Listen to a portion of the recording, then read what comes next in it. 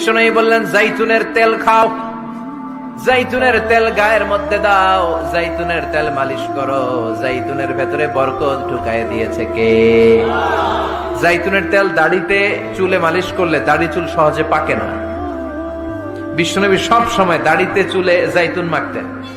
আমি নিজেও মাখি প্রতিদিন, আপনারাও মাখবেন। 100% পিওর জয়তুনের তেল এই শীতকালে চুল, দাড়ি ও ত্বকের যত্নে দারুণ উপকার করে থাকে।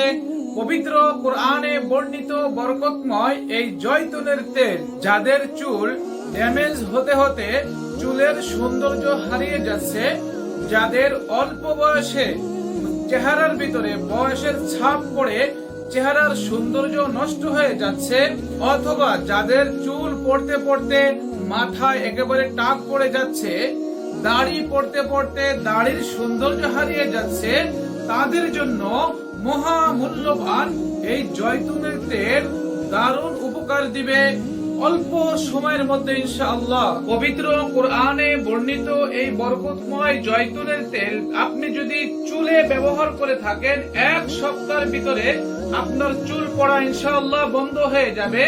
কারণ আমাদের এই সুন্নাহ বেচুদের কাছে আপনি পেয়ে যাচ্ছেন একেবারে অথেন্টিক 100% গ্যারান্টি সহ জয়তুনের তেল।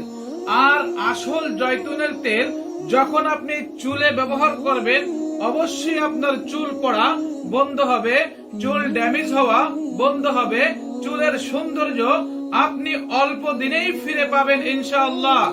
আর যদি আপনি ত্বকে ব্যবহার করেন এই শীতকালে, ত্বকের সৌন্দর্য ধরে রাখবে, সহজে আপনার ত্বক কুঁচকে যাবে না, গুছিয়ে যাবে না, বয়সের ছাপ আপনার চেহারায় পড়বে না। কারণ আমাদের নবীজি সাল্লাল্লাহু আলাইহি ওয়াসাল্লাম নিয়মিত এই জয়তুনের তেল ব্যবহার করতেন।